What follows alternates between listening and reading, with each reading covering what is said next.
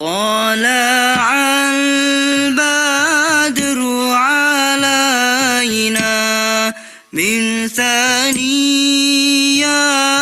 الوداع وجب الشكر علينا ما دعا لله داع.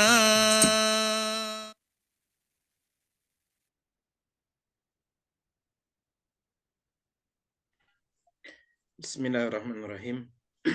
Assalamualaikum warahmatullahi wabarakatuh. Alhamdulillahirabbil alamin. Wassalatu wassalamu ala asyrafil anbiya'i wal mursalin wa ala alihi wa sahbihi ajma'in. Asyhadu an la ilaha illallah wahdahu la syarikalah wa asyhadu anna Muhammadan abduhu wa rasuluh la nabiyya ba'dah. Bapak Ibu, sahabat-sahabat, hafidhakumullah, alhamdulillah. Puji dan syukur senantiasa kita panjatkan kehadirat Allah Subhanahu wa taala. Salawat dan salam semoga tetap tercurah kepada qudwah dan uswah kita, yakni Rasulullah Muhammad sallallahu alaihi wasallam, serta pada keluarga, sahabat dan para pengikutnya hingga akhir zaman. Bapak Ibu sekalian, mudah-mudahan kita semua di malam hari ini dalam keadaan sehat, ya, jasmani, rohani kita. Mudah-mudahan Allah wa ta'ala senantiasa memberkahi waktu kita, senantiasa memberikan kesehatan kepada kita, sehingga bisa terus istiqomah beribadah pada Allah Subhanahu wa ta'ala. Bapak Ibu sekalian, pada malam hari ini kita akan melanjutkan pembahasan tarikh Khulafaur Rasyidin. Di pertemuan sebelumnya kita sudah membahas bagaimana pribadi dari Abu Bakar As-Siddiq, ya, sahabat Rasulullah Shallallahu Alaihi Wasallam. Pasca wafatnya Rasulullah, beliau diangkat, dibaiat oleh muslimin, oleh kaum Ansor, kaum Muhajirin, menjadi khalifah, menjadi pengganti Rasulullah Shallallahu Alaihi Wasallam memimpin umat Islam. Nah, Bapak kalian, setelah Abu Bakar As-Siddiq diangkat menjadi khalifah, maka tidak lama setelah itu terjadi goncangan, ya. Terjadi goncangan, ini bisa dikatakan goncangan pertama pasca wafatnya Rasulullah Shallallahu Alaihi Wasallam. Apa yang menyebabkan goncangan itu? Yakni munculnya fenomena riddah, fenomena kemurtadan, ya, orang Arab pada saat itu. Di antara mereka ini yang berpikiran, memiliki pandangan bahwa setelah Rasulullah Shallallahu Alaihi Wasallam itu artinya terhapus hukum-hukum dan kewajiban-kewajiban yang sebelumnya diperintahkan oleh Rasulullah Shallallahu Alaihi Wasallam.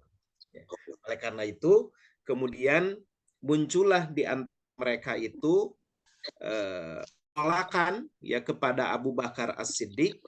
Di antaranya adalah mereka menolak menunaikan zakat.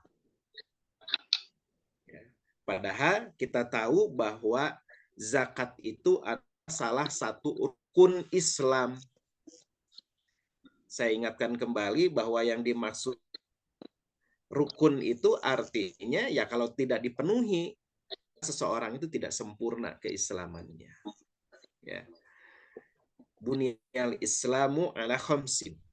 Islam itu tegak di atas 5 pilar.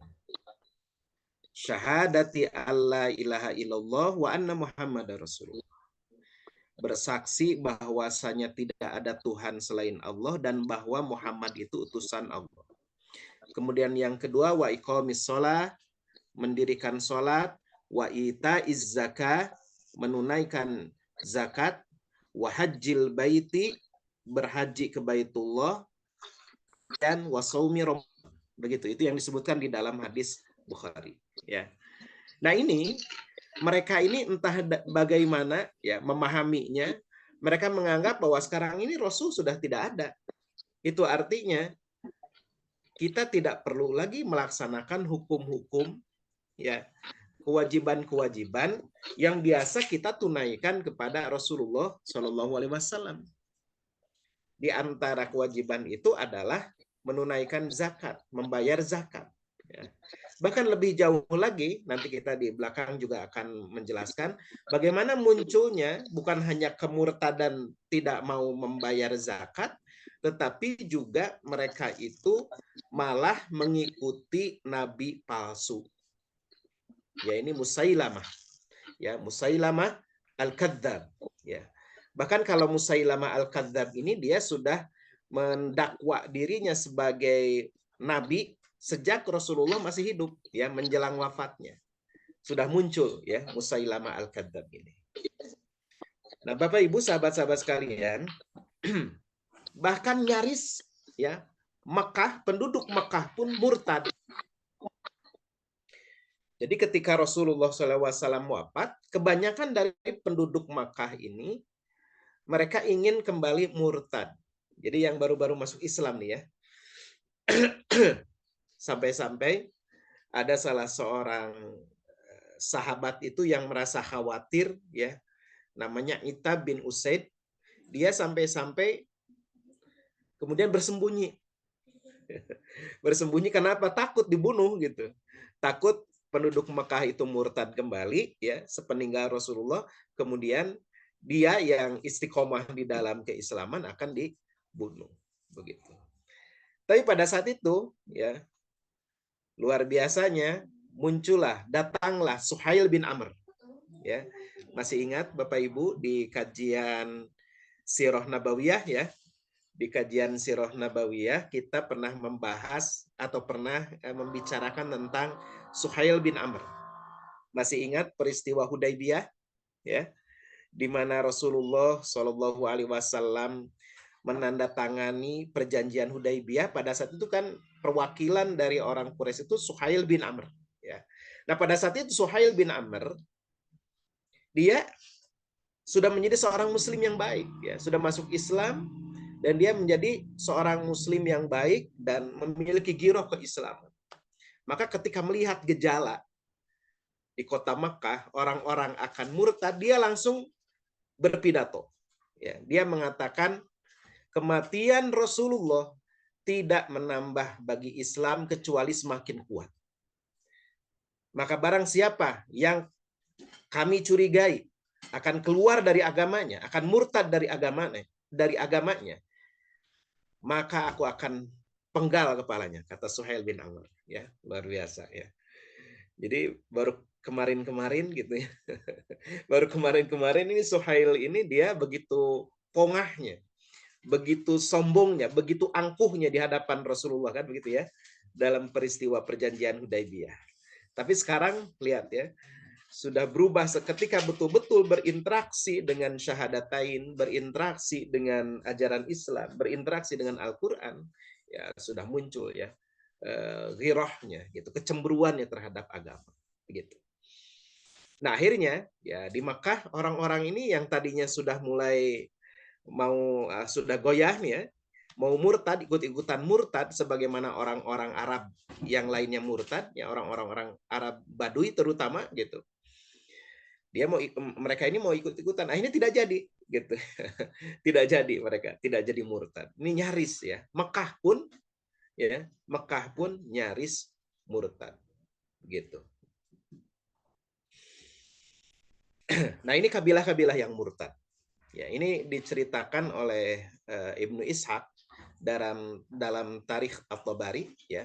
Kata Ibnu Ishaq, orang Arab itu kembali murtad ketika Rasulullah Shallallahu Alaihi Wasallam wafat, kecuali penduduk dua masjid, yakni Makkah dan Madinah. Adapun kabilah Asad, Gotofan, telah murtad. Pemimpinnya waktu itu Tulaihah bin Khuwailid al-Asadi. Ini seorang dukun. Ya. Kemudian juga murtad juga suku Kindah dan sekutunya, ya, di bawah pimpinan Al-Ash'ad bin Qais al-Kindi. Kemudian juga diikuti oleh suku Mudhiz dan sekutunya, ya, di bawah pimpinan Al-Aswad bin Ka'ab al-Ansi. Ada yang menyebut juga Al-Unsi, ya. Ini seorang dukun nih. Kemudian murtad juga suku Rabi'ah di bawah pimpinan Al-Ma'rur bin Nu'man bin Al-Mundhir. Nah, ini Bani Hanifah, ya. Bani Hanifah ini masih tetap di bawah pimpinan Musailamah, ya, Al-Kadzab. Ini Al-Kadzab, sebutan Al-Kadzab ini dari Rasulullah, ya. Karena waktu Musailamah mendakwa dirinya mendapat wahyu, mengaku sebagai nabi, Rasulullah itu masih hidup, ya, masih hidup dan disebut oleh Rasulullah sebagai Al-Kadzab. Kemudian murtad juga Bani Sulaim di bawah pimpinan Al-Fuja'ah, ya. Namanya Iyas bin Abdullah bin Abdi Ya'lil, ya. Kemudian juga Bani Tamim, ya. Bani Tamim mereka murtad, ya, di bawah komando seorang wanita, ini wanita tukang sihir namanya Sajjah. Bani Tamim, ya. Nah, Abu Hurairah itu awalnya pernah tidak menyukai, ya, kepada Bani Tamim. Tapi kata Rasulullah, nanti Bani Tamim di akhir zaman itu akan menjadi pendukung Al-Mahdi yang sangat kuat. Bani Tamim itu dia akan Bani Tamim ini dia akan menjadi kalangan kaum muslimin yang paling keras permusuhannya di akhir zaman, kata Rasulullah, melawan Dajjal, ya, Bani Tamim ini. Wallahu a'lam. Itu ada disebutkan di dalam hadis, ya. Makanya Abu Hurairah tadinya tidak suka kepada Bani Tamim, akhirnya semenjak Rasulullah mengatakan seperti itu jadi menghormati Bani Tamim, ya, gitu. Bani Tamim sekarang ini salah satunya adalah Qatar, itu, ya. Orang-orang di Qatar itu kebanyakan keturunan dari Bani Tamim. Nah, tadi sudah saya sebutkan, ya, Bapak Ibu, sahabat-sahabat sekalian, bahwa kaum riddah ini, orang-orang murtadin ini, orang-orang yang murtad ini, riddah ini artinya murtad, ya, keluar dari agamanya.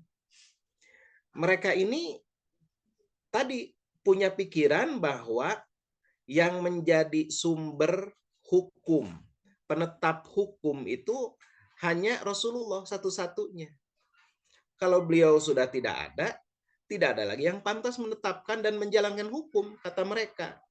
Nah, ini pemahaman bid'ah. Nah, ini yang begini yang disebut bid'ah itu, ya. Ya. Kata mereka, kami tidak akan bayar zakat kecuali kepada orang yang doanya dapat menenteramkan hati kami, kata mereka. Maksudnya siapa? Rasulullah. Bahkan di antara mereka itu ada yang mengubah syair, ya, Bapak Ibu. Ada yang mengubah syair. Kalau kita sekarang mau bikin lagu lah, gitu, ya. Kalau kita sekarang kan gitu, ya, kalau dalam rangka protes, dalam rangka mengungkapkan curahan hati, itu biasanya bikin lagu kan gitu. Kalau orang Arab dulu bikin syair yang isinya tuh kurang lebih, ya, kami akan selalu patuh kepada Rasulullah, ya. Ketika Rasulullah ada di antara kami. Alangkah anehnya, kata mereka, kenapa kami harus patuh kepada Abu Bakar. Nah, ini disebutkan dalam Tarikh At-Tabari, ya. Nah, jadi penentangan itu memang serius gitu. Mereka ini nggak mau membayar zakat kepada Abu Bakar, ya. Nah, ini syair ini dibuat oleh ada yang menyebutkan, ya, ini dibuat oleh Abdullah Al-Laisi. Ya, jadi kalau kita sekarang kayak bikin lagu-lagu protes lah, gitu, ya, lagu-lagu protes kepada pemerintah, gitu. Tapi ini masalahnya pemerintahnya pemerintah yang benar sebetulnya, gitu. Pemerintah Islam, gitu, ya. Gitu. Kalau demo ke pemerintah yang nggak benar, gitu, ya, agak bisa dimaklumi, gitu, ya. Nah, ini kemudian akhirnya apa? Mereka sepakat sempat ketika diajak oleh Abu Bakar untuk betul-betul mereka komitmen kepada Islam dan menunaikan zakat, tapi mereka masih juga nawar. Kata mereka, boleh kami tetap sholat, ya, kami tetap sholat, tapi kami nggak mau zakat. Boleh kami tetap sholat, tapi kami tidak akan menunaikan zakat. Dan syarat ini ditolak oleh Abu Bakar. Kenapa? Tadi saya sebutkan di dalam hadis tadi di awal, Rasulullah mengatakan bahwa ya rukun Islam itu ada 5 itu. Bukti bahwa seseorang itu tunduk, al-khudu, ada ketundukan di dalam dirinya, ada tadzallul, ada perendahan diri di dalam dirinya, itu adalah dengan melaksanakan rukun Islam itu, gitu. Kalau ngaku Islam tapi enggak sholat, ngaku Islam tapi tidak menunaikan zakat, ngaku Islam tapi tidak saum, ngaku Islam ya tapi tidak melaksanakan haji pada dia mampu, gitu. Maka orang yang aku-akuan ini ya Islam hanya KTP saja karena itu rukun, gitu. Ya, itu rukun Islam, gitu. Sahnya keislaman itu ya dengan menegakkan rukun itu, gitu. Ya. Jadi ketika mereka mensyaratkan bolehlah kami sholat, tapi kami nggak harus menunaikan zakat, ya ditolak oleh Abu Bakar. Bahkan ketika mereka orang-orang kaum riddah ini, kaum murtadin ini, kemudian tetap bersikukuh, ya nggak mau taat kepada Abu Bakar, tidak mau menunaikan zakat, akhirnya dan kemudian mereka juga sudah ngangkat senjata. Pokoknya kami kalau dipaksa ya kami juga akan angkat senjata, kata mereka. Nah, maka kemudian Abu Bakar pun ya memerangi mereka. Begitu. Nah, ini ada dalam salah satu hadis ya. Saya bacakan nih hadisnya ya. Ini hadis yang menceritakan bagaimana ini dialog antara Abu Bakar dengan Umar. Ini hadis dari Abu Hurairah. Ya, hadis dari Abu Hurairah. Anna Abu Hurairah taqala. Sesungguhnya Abu Hurairah dia berkata, menceritakan, lama tuwfiyan Nabiyyu sallallahu alaihi wasallam, ketika wafat Nabi sallallahu alaihi wasallam, wastukhlifa Abu Bakrin. Kemudian beliau itu diganti, ya, kepemimpinan umat itu diganti oleh Abu Bakar. Wa kafara man kafara minal arabi. Kemudian kafirlah ya orang-orang yang kafir dari kalangan Arab.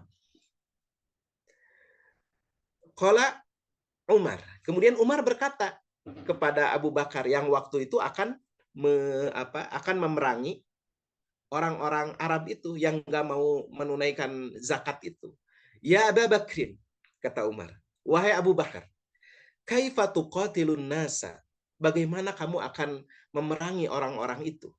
Wa qad qala Rasulullah sallallahu alaihi wasallam.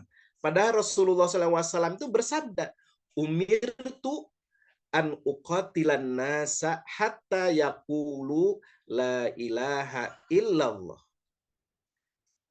Kata Umar, wahai Abu Bakar, bagaimana kamu akan memerangi orang-orang itu? Padahal Rasulullah kan sudah memberitahu bahwa beliau itu diperintahkan oleh Allah untuk memerangi manusia, orang-orang musyrik, hatta yaqulu, sampai mereka itu mengucapkan la ilaha illallah, sampai mereka itu bersyahadat. Faman qala la ilaha illallah, siapa yang sudah mengucapkan la ilaha illallah, faqad asama minni malahu wa nafsahu illa bihaqqihi wa hisabu 'ala Allah. Maka kalau sudah mengucapkan la ilaha illallah, sudah bersyahadat, maka akan terlindung ya hartanya, jiwanya, kecuali dengan haknya ya. Maksudnya dengan haknya itu kecuali memang harus dijatuhi hukum. Wa hisabuhu 'ala Allah, dan tentang penghisaban kondisi hati mereka itu betul-betul beriman atau tidak, Allah itu diserahkan kepada Allah. Kemudian ketika dikatakan, artinya begini, Umar itu tidak setuju Abu Bakar memerangi orang-orang yang tidak menunaikan zakat dengan alasan orang-orang Arab itu sudah mengucapkan syahadat. Lalu apa kata Abu Bakar. Qala Abu Bakrin. Abu Bakar berkata, wallahi, demi Allah, la uqatilanna man farraqa bainas salati waz zakah. Ya, demi Allah, kata Abu Bakar, aku benar-benar tetap akan memerangi mereka. yakni memerangi orang-orang yang man farraqa, orang yang memisahkan bainas salati waz zakah. Orang yang memisahkan antara salat dengan zakat. Kenapa alasannya? Kata Abu Bakar, fa inna zakata haqqul mal. Harta zakat itu, menunaikan zakat itu adalah kewajiban harta. Ya, yang diperintahkan oleh Allah.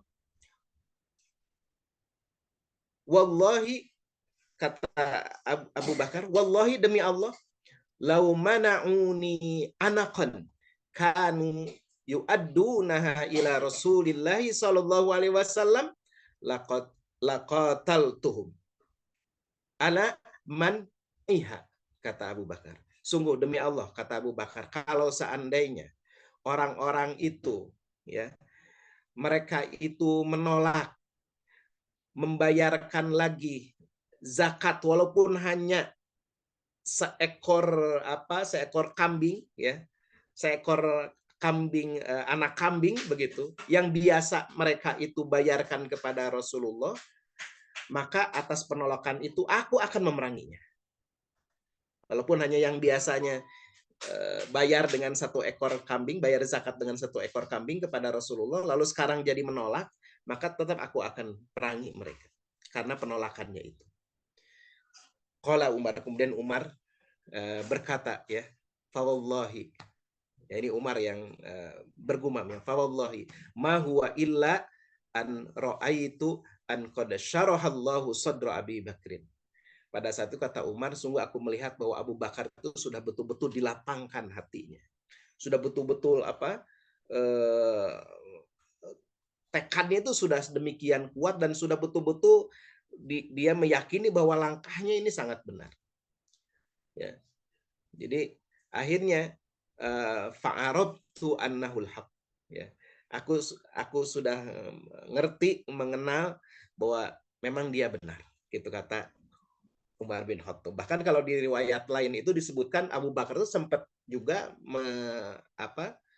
menghardik Umar bin Khattab gitu. Wahai Umar, apakah engkau itu, kalau bahasa ini bebas ya, terjemahan bebasnya begini, apakah kamu itu akan gagah ketika di masa jahiliyah, lalu kamu itu akan menjadi lemah di masa Islam? Begitu ya, kata Abu Bakar itu menghardik siapa? Umar bin Khattab ketika mengatakan tadi menolak untuk memerangi orang-orang Arab yang tidak mau menunaikan zakat. Begitu. Ya, ini ketegasan Abu Bakar, ya, luar biasa. Nah, kemudian oh, ini terjemahnya.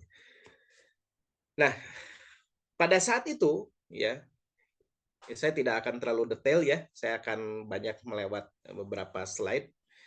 Intinya bahwa Abu Bakar kemudian beliau mengambil beberapa persiapan-persiapan, ya, melakukan persiapan-persiapan. Ini disebutkan di sini, ya. Bagaimana mencoba untuk meneguhkan keimanan kaum muslimin, kemudian juga mengirim utusan-utusan kepada kabilah-kabilah yang murtad itu. Jadi tidak langsung diperangi, ya, didatangi dulu, diberikan penjelasan dulu. Kemudian juga beliau membuat pos-pos penjagaan di sekitar Madinah, ya. Kemudian juga waktu itu dalam kondisi genting, ya, ini kondisi genting kan, bayangkan gitu, Madinah ini kan dikelilingi oleh kabilah-kabilah Arab tadi yang murtad gitu. Umar bin Khattab itu mewajibkan, memberikan komando, mewajibkan kepada seluruh penduduk Madinah untuk sholat di masjid gitu. Bahkan sebagiannya, maksudnya di masjid itu di Masjid Nabawi gitu, ya, di Masjid Nabawi, di masjid ibu kota lah begitu. Nah, bahkan sebagian itu diperintahkan oleh Abu Bakar untuk bermalam gitu di masjid, ya, dalam rangka apa? Dalam rangka ribat, dalam rangka berjaga begitu.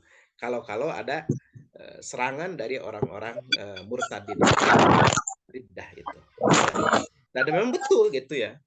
Orang-orang murtadin itu mereka kemudian melakukan penyerangan gitu ya. Di antaranya Bani Asad, Gotofan, masih ingat ya Bani Gotofan dalam perang Khandaq juga Bani Gotofan ini kan sempat gabung ya dengan pasukan Ahzab ya. Kemudian Bani Tayyi ya ini datang menyerbu ke kota Madinah ya. Nah, ini saya tidak akan ceritakan secara detail ya bagaimana jalannya peperangan. Intinya bahwa pada saat itu terjadi ya terjadi peperangan antara kaum muslimin ya melawan kabilah-kabilah yang murtad ya pada saat itu. Nah, ini diantaranya di sini disebutkan bahwa tepat pada bulan Jumadil Akhir tahun ke-11 ya Abu Bakar itu mengerahkan seluruh penduduk Madinah, para pemimpin perbatasan ya untuk menyerang orang-orang Arab yang murtad ini. Jadi ada beberapa peperangan ya bentrokan antara kaum muslimin di bawah pimpinan Abu Bakar dengan kabilah-kabilah yang murtad ini. Ini nama-namanya saya sebutkan di sini ya. Begitu. Saya lewat ini ya, saya lewat tidak terlalu detail. Nah, bahkan sampai ini tergambar ya, Bapak Ibu sekalian, sahabat-sahabat sekalian, ini tergambar bagaimana memang kondisinya pada saat itu demikian genting ya. Sampai Abu Bakar itu melantik 11 batalion kan gitu. Ya, ini nama-namanya ya. Saya nggak akan bacakan, silakan dilihat nih. Ada Khalid bin Walid, ada Ikrimah bin Abu Jahal ya, ada Surahbil bin Hasana dan seterusnya. Gitu. Ini nama-nama yang komandan ya, komandan batalion yang dilantik oleh Abu Bakar As-Siddiq. Nah, kita masuk ke pembahasan Musailamah Al-Kadzdzab. Jadi ini agak mundur nih ya. Agak mundur ke belakang karena ketika Rasulullah masih hidup. Karena Musailamah ini dia sudah mengaku menjadi nabi ketika Rasulullah masih hidup. Ini disebutkan bahwa namanya Musailamah itu Musailamah bin Hubaib Al-Hanafi. Ada juga yang mengatakan dia ini namanya Musailamah bin Thamamah bin Kathir bin Hubaib Al-Hanafi. Nah, disebutkan juga ya dalam buku-buku tarikh itu bahwa kunyahnya ya kunyahnya adalah Abu Thamamah ya, kunyahnya, sebutannya ya Abu Thamamah. Ada juga yang menyebutkan dia ini Abu Harun ya. Musailamah Al-Kadzdzab ini dilahirkan di wilayah Yamamah, di sebuah desa. Kalau sekarang ini Bapak Ibu ya di wilayah yang namanya Jibliyah, dekat dengan Uyainah di lembah Hanifah wilayah Najd ya, di wilayah Najd. Konon katanya kurang lebih ini wilayahnya itu kalau sekarang dekat dengan ibu kota Arab Saudi ya, di sekitar daerah ibu kota Arab Saudi kalau sekarang ya wilayahnya itu. Nah, Musailamah ini dia adalah seorang tokoh agama. Ya, seorang tokoh agama dan sudah memiliki pengikut sebelum datang Rasulullah SAW. Jadi sebelum Rasulullah datang ke Madinah, ya kemudian Rasulullah memimpin, gitu. Dia ini sudah memang menjadi tokoh, ya tokoh adat lah begitu ya, tokoh keagamaan, tokoh adat begitu. Jadi dia ini punya pengaruh yang cukup kuat di kalangan Bani Hanifah, bahkan ke kabilah-kabilah yang ada di sekitarnya. Kenapa? Karena Musailamah ini dia seorang yang apa disebutnya ya, seorang yang pandai bicara. Tutur katanya itu lemah lembut, bahasanya itu enak didengar gitu. Ya. Dia juga seorang yang orator, pandai menarik simpati orang, ya. Sehingga dia ini diberi gelar atau disebut oleh orang-orang yang mengenalnya Rahmanul Yamamah. Ya. Jadi Rahman artinya ya si pengasih gitu ya, dari Yamamah gitu. Ini Musailamah luar biasa. Nah, nanti Bapak Ibu akan tahu ya bagaimana kedahsyatan tutur kata Musailamah sampai-sampai ada utusan Rasulullah SAW yang diperintahkan untuk memberitahu ya, mengingatkan Musailamah itu malah murtad.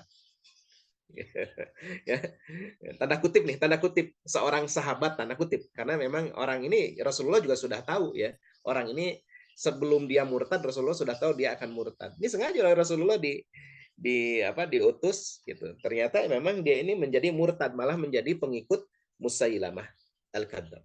Ya. Nah, pada tahun ke-9 Hijriah, ini ketika Rasulullah SAW waktu itu memang sudah demikian kuat posisinya, ya. Pada tahun ke-9 Hijriah, tokoh-tokoh Bani Hanifah ini datang, ya, menghadap Rasulullah SAW. Nah, Musailamah juga ikut dalam rombongan itu, rombongan Bani Hanifah itu. Nah, kemudian setelah itu, tokoh-tokoh Bani Hanifah ini mereka masuk Islam, ya.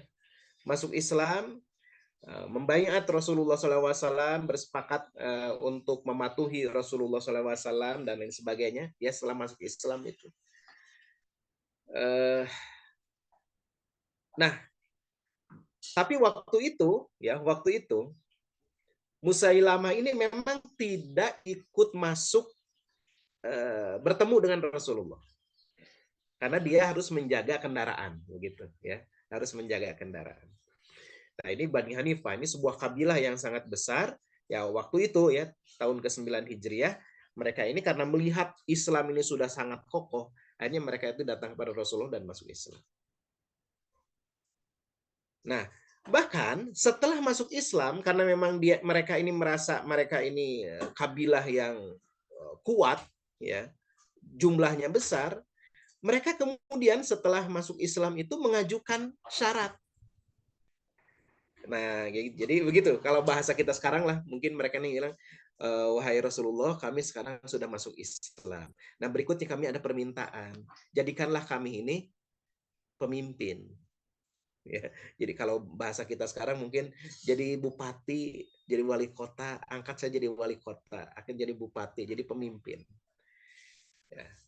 Nah, waktu itu ternyata Rasulullah SAW menolak permintaan itu. Ya, nah mereka ini agak kecewa, dan mereka ini waktu itu aja sudah mau murtad gitu ya, ketika Rasulullah masih hidup gitu, sudah langsung mau murtad, tapi mereka menahan diri dulu ya. Nah, ternyata memang murtad ya, ketika tidak dikasih jabatan ya, jadi mereka memang tidak ikhlas ya. Tidak ikhlas masuk Islamnya. Ada niatan-niatan politis begitu, ada niatan-niatan politis, karena melihat Islam itu kuat, mereka kemudian masuk Islam dengan harapan mereka ini menjadi salah satu pemimpin, ya, pemimpin wilayah begitu. Ya, kalau bahasa kita sekarang mungkin jadi bupati, jadi wali kota, atau bahkan mungkin jadi gubernur begitu di sebuah wilayah begitu. Nah, ketika mereka berbincang dengan Rasulullah, waktu itu Bani Hanifah mengatakan bahwa di belakang kami ada Musailamah, yang mereka nggak ikut ke sini, tapi mereka juga memang berniat masuk Islam.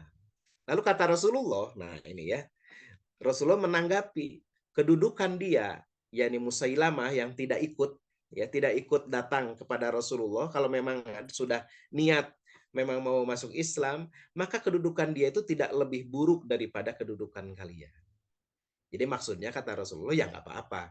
Atau kalau sudah memang niat dia masuk Islam karena sesuatu hal dia tidak bisa datang menghadap langsung kepada Rasul, nggak masalah.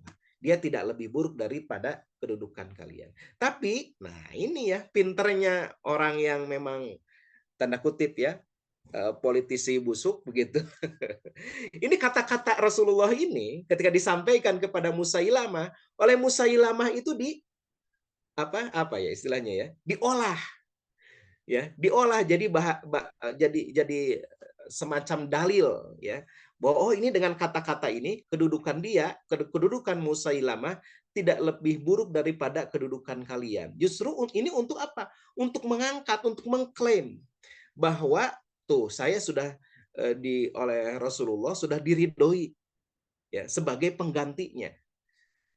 Itu Musailamah, kelakuannya seperti itu. Rasulullah itu hanya mengatakan kedudukan dia tidak lebih buruk daripada kedudukan kalian. Nah, kata-kata ini istilahnya di caption gitu ya, menjadi caption gitu.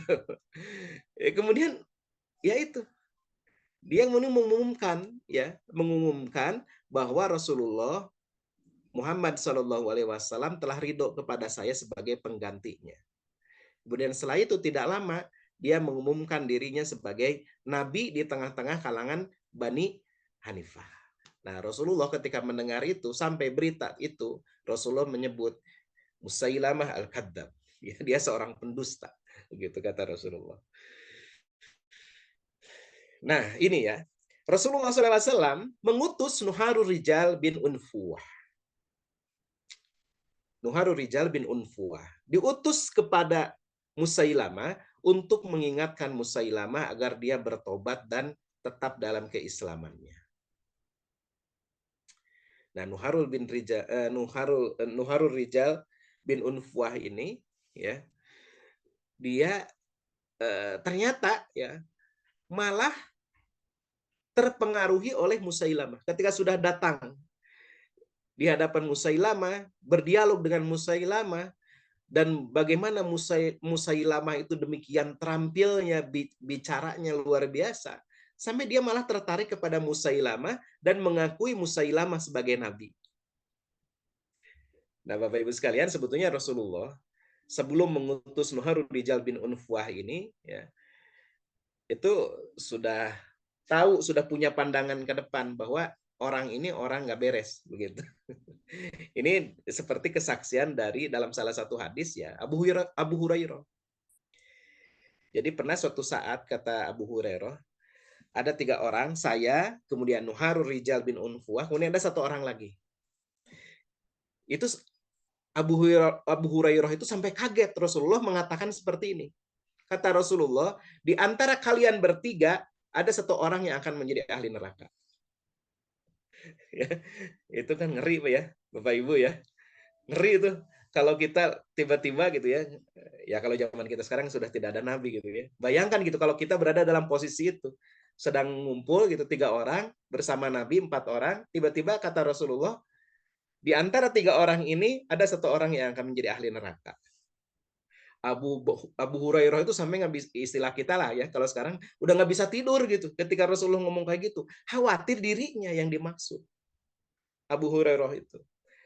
Jadi waktu itu dari 3 orang kata Abu Hurairah itu meninggal, yang 1 orang meninggal. Wah, sekarang tinggal tersisa saya dengan Nuharul Rijal bin Unfuwah. Ini Abu Hurairah itu udah ketakutan benar gitu. Nah, ternyata terbukti ya. Ternyata yang dimaksud oleh Rasulullah sebagai ahli neraka itu adalah Nuharul Rijal bin Unfuwah, karena ternyata dia ya murtad kan nyatanya gitu ya. Murtad gitu dari Islam dan mengakui Musailamah sebagai sebagai nabi ya. Begitu. Nah, lancangnya Musailamah al-Kadzab ini, dia menulis surat kepada Rasulullah. Yang lancang itu isi suratnya.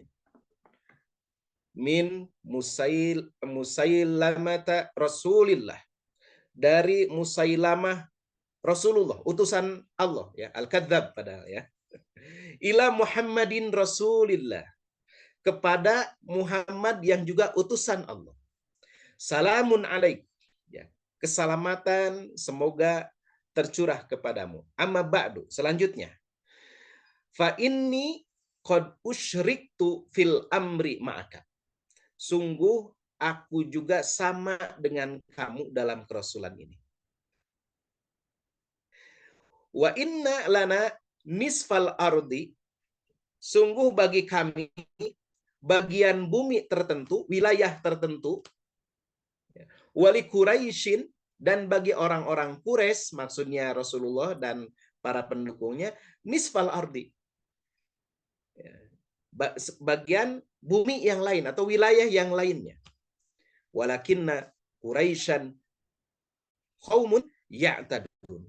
Tapi orang-orang Quraisy ini memang orang yang melampaui batas. Maksudnya, jadi begini dia ini.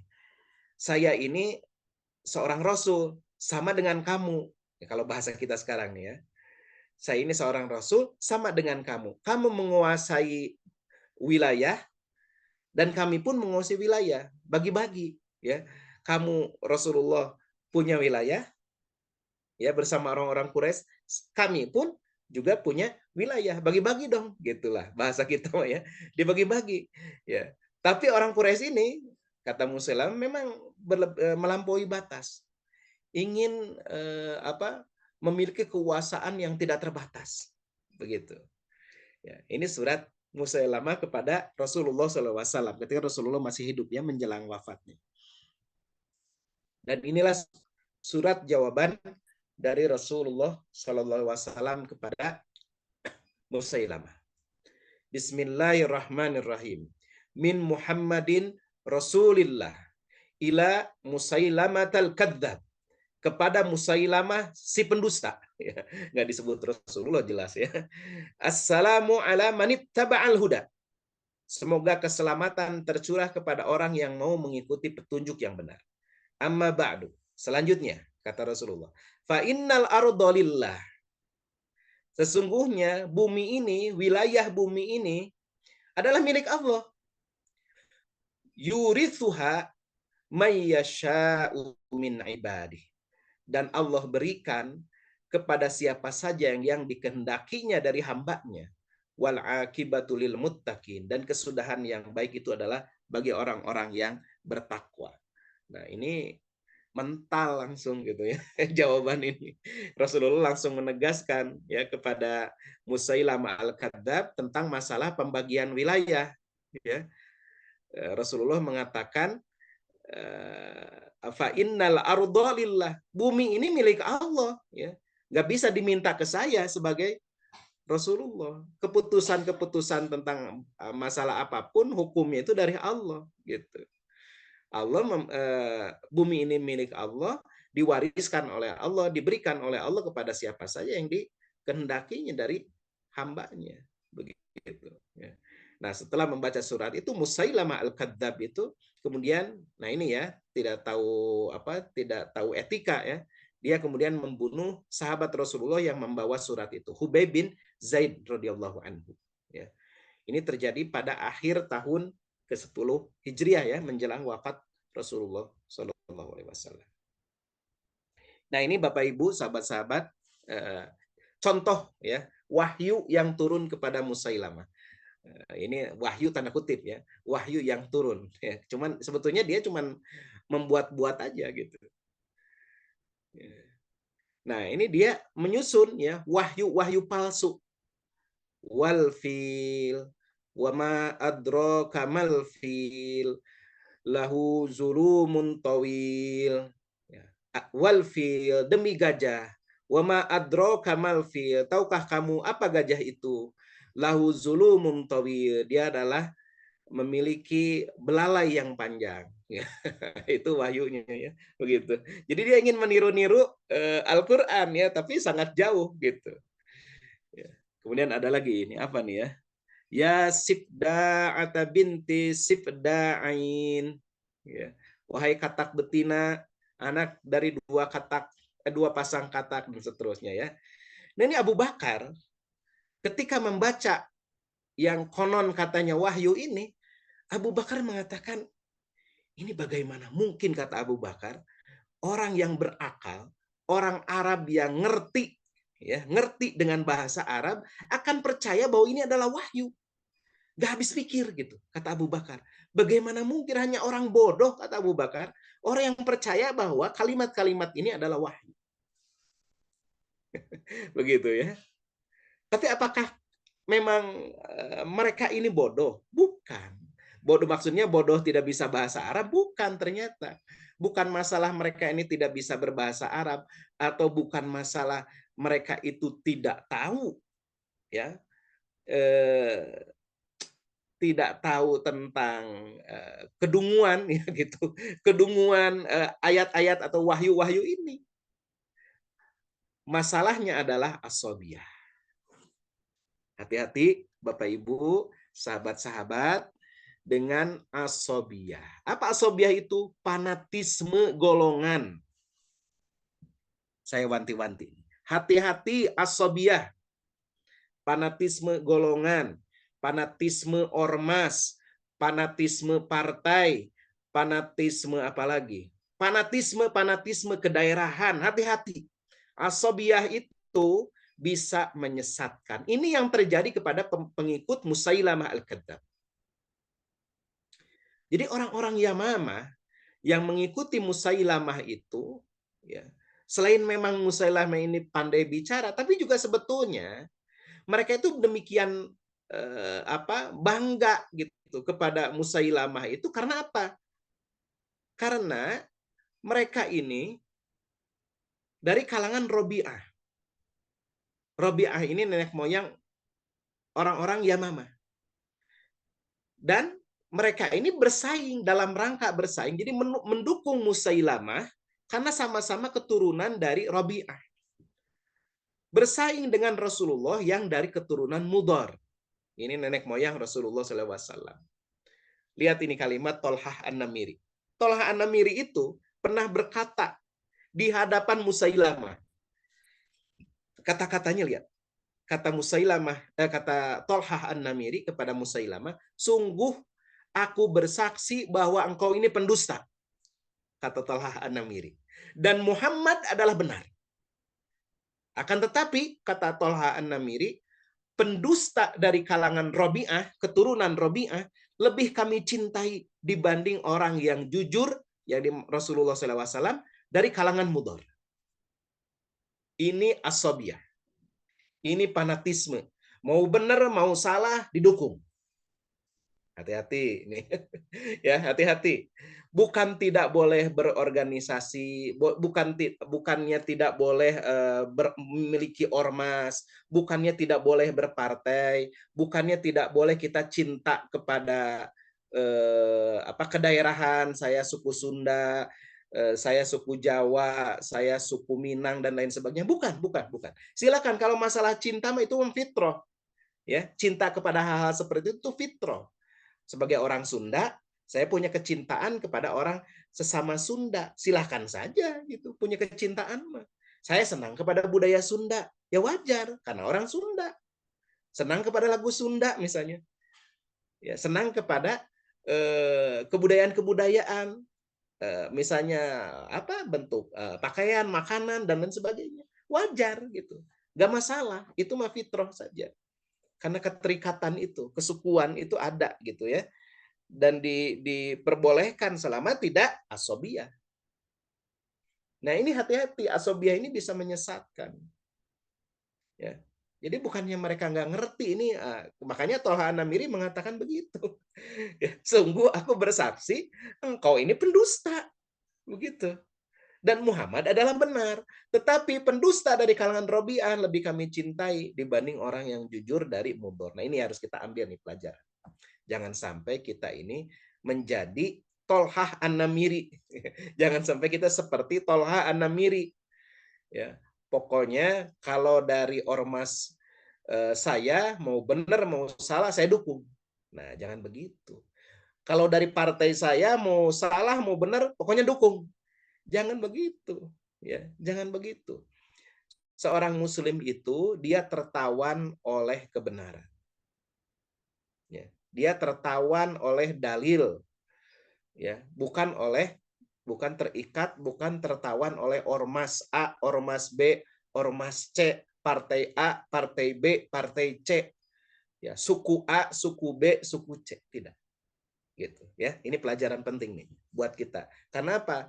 Karena rusaknya di antara kerusakan yang terjadi pada umat Islam itu adalah karena asobiyah, ya, fanatisme golongan. Jangan salah paham ya. Saya tidak melarang kita punya organisasi, enggak. Ya, saya sendiri berorganisasi. Saya tidak melarang kita memiliki partai atau mendukung partai. Saya sendiri mendukung partai, gitu ya, gitu. Jadi jangan salah paham. Yang dilarang adalah asobiyahnya itu. Nah, kemudian Bapak Ibu, kita lanjutkan lagi. Sahabat-sahabat sekalian, muncul juga nabi palsu yang lain. Ya, tadi yang saya sebutkan dari kalangan Bani Tamim. Sajjah binti Al-Harith bin Su'aid At-Tamimiyah. Ya. Nah, ini akhirnya karena punya kesamaan ide dengan Musailamah, sama-sama mengaku nabi, ya. Kemudian dia ngajak dari kalangan Bani Tamim, ya, dari kalangan paman-pamannya, ya, dari kabilah Taghlib, dari kabilah Rabi'ah yang lainnya. Mereka bersatu akhirnya. Akhirnya menikah nih. Sajjah binti Al-Haris, Suwaid At-Tamimiyah dengan Musailamah. Ya. Dan melawan, menghadapi Abu Bakar As-Siddiq. Gitu. Nah, terjadilah perang yang terkenal, yaitu Perang Yamamah. Ya. Saya nggak akan ceritakan detail, karena waktunya juga terbatas. Ya. Intinya di sini terjadi peperangan yang sangat luar biasa. Ya. 100.000 pasukan Musailamah melawan 12.000 pasukan kaum muslimin. Ya. Nah, di dalam perang ini, Bapak Ibu, Naharul Rijal tadi yang murtad itu terbunuh ya dalam perang Yamamah ini. Termasuk juga Musailamah Al-Kadzab juga nanti ya, dia terbunuh juga dalam peperangan Yamamah ini. Ini ada sebuah peristiwa yang tercatat dalam sejarah ya. Al-Barra bin Malik, ya. Al-Barra bin Malik ini dia karena waktu itu tidak bisa masuk ke dalam benteng gitu ya, benteng kalangan murtadin, akhirnya dia menyuruh kepada para sahabat yang lain, letakkan aku dalam baju besi, kemudian angkat dengan ujung tombak, ya, sampai aku bisa mencapai ujung atas pagar, ya. Lalu lemparkan aku ke dalam kebun supaya aku bisa membukakan pintu ya dari dalam. Nah, ini heroik ya. Al-Bara bin Malik ini sampai akhirnya diangkat, kemudian dia bisa masuk ke dalam benteng yang di sana kan sudah musuh banyak sekali gitu, sedang berjaga-jaga, tapi dia siap melakukan aksi seperti itu ya. Sampai akhirnya pintu bisa dibuka dan terjadilah perang ini yang cukup besar ya. Sampai Musailamah ini, nah ini yang membunuhnya ini Wasy bin Harb. Masih ingat Wasy? Dialah yang membunuh paman Rasulullah SAW, Hamzah bin Abdul Muthalib dalam perang Uhud. Ya. Wasy ini dia diperintahkan dulu ya di dalam perang Uhud itu, dia dibayar oleh Hindun untuk membunuh Hamzah. Nah, dengan dia itu nanti akan dibebaskan dari perbudakan. Nah, Wasy berhasil membunuh Hamzah bin Abdul Muthalib, tapi setelah itu kan Wasy ini dia masuk Islam. Ya. Masuk Islam. Dia ini jago tukang lempar tombak ya, jago lempar tombak nih orang ini ya, Wasy ini. Tapi nanti kemudian dia masuk Islam. Nah, ketika setelah masuk Islam, yang paling membuat dia sedih itu adalah karena Rasulullah meminta kepada Wasy, wahai Wasy, setiap aku melihat kamu, aku selalu teringat kepada pamanku yang engkau bunuh. Maka oleh karena itu, ya bukan karena benci, kata Rasulullah, bukan karena benci, tolong jangan dekat-dekat aku, kata Rasulullah. Itu yang membuat Wasy ini menangis. Dan hanya bisa melihat Rasulullah dari kejauhan.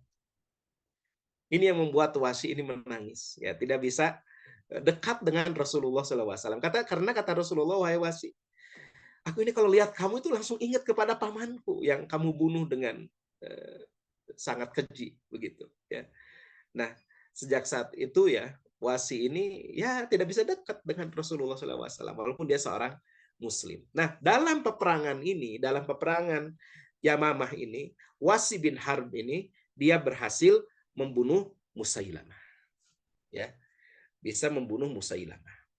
Dan kata Wasy, sungguh tombakku ini telah membunuh manusia yang terbaik, yaitu pemimpin para mujahid nanti di akhirat ya, di surga, yakni Hamzah bin Abdul Muthalib, dan telah membunuh orang yang paling buruk, yakni Musailamah yang mengaku sebagai nabi ya. Nah, ini Wasy bin Harb ya. radhiyallahu anhu. Sudah selesai ternyata. Ya Bapak Ibu sekalian, itu yang bisa disampaikan tentang peristiwa goncangan pertama ya pasca wafatnya Rasulullah Shallallahu Alaihi Wasallam. Jadi kita melihat pelajaran penting ya, pelajaran penting di sini bahwa ya orang ketika sudah mendapatkan hidayah, tapi kemudian dia tidak menjaga ya, tidak memelihara gitu agamanya, maka ya rapuh begitu. Jadi luar biasa ini. Mereka baru saja masuk Islam, kemudian Rasulullah wafat, kemudian mereka murtad lagi. Karena orang-orang Arab Baduy ini memang begitu ya. Dia ini sejak awal itu ketika orang ada yang masuk Islam, mereka ini enggak segera masuk Islam. Ini dalam salah satu kitab tafsir ya. Tafsir Zubdatut Tafsir. Muhammad Sulaiman Al-Ashqar itu mengutip mengetengahkan sebuah riwayat bagaimana orang-orang Arab itu dulu mereka ini saling berbicara ya di antara mereka. Bagaimana nih ada agama Islam nih? Kata mereka, ya sih sebetulnya kelihatannya benar sih agamanya gitu kalau bahasa kita nih gitu ya. Benar sih agamanya masuk akal, sesuai gitu dengan hati kita gitu. Cuman kan kita harus lihat dulu nih dia nanti menang enggak gitu lawan orang-orang Quraisy. Nanti aja kalau dia menang lawan orang Quraisy kita masuk Islam. Begitu gitu. Orang-orang Arab Baduy itu begitu gitu ya mereka ini ya. Orang-orang Taif ya, orang-orang Taif saya ceritakan ya pernah di pembahasan Sirah Nabawiyah itu. Orang-orang Taif itu kan orang yang paling akhir masuk Islam. Ya. Dan ketika itu mereka nyaris murtad nih ketika masa Abu Bakar ini, nyaris murtad. Cuman waktu itu dari pemimpin mereka mengatakan, apakah kalian ini akan menjadi orang-orang yang akhir masuk Islam dan pertama murtad dari Islam gitu. Akhirnya mereka nggak jadi ya, diomongin kayak gitu malu juga gitu ya orang Arab tuh. Ya. Apakah kamu ini nggak malu gitu kamu ini terakhir masuk Islam, keluar Islam juga yang paling awal gitu ya, murtad dari Islam paling awal. Ya, Bapak Ibu sekalian, itu saja yang bisa saya sampaikan dalam kesempatan malam hari ini. Mudah-mudahan kita bisa mengambil ibrah, mengambil pelajaran ya dari tarikh Khulafaur Rasyidun, yaitu Abu Bakar As-Siddiq. Di pembahasan berikutnya insya Allah kita akan membahas tentang capaian-capaian pada masa Abu Bakar As-Siddiq. Ya. Alafu minkum. Wassalamualaikum warahmatullahi wabarakatuh. Waalaikumsalam warahmatullahi wabarakatuh. Jazakallahu khair Pak Ustadz. Jazakallahu khair Kang Ustadz Indra. Abdi pamit Ibu. Kesadaan. Ya, kesadaan.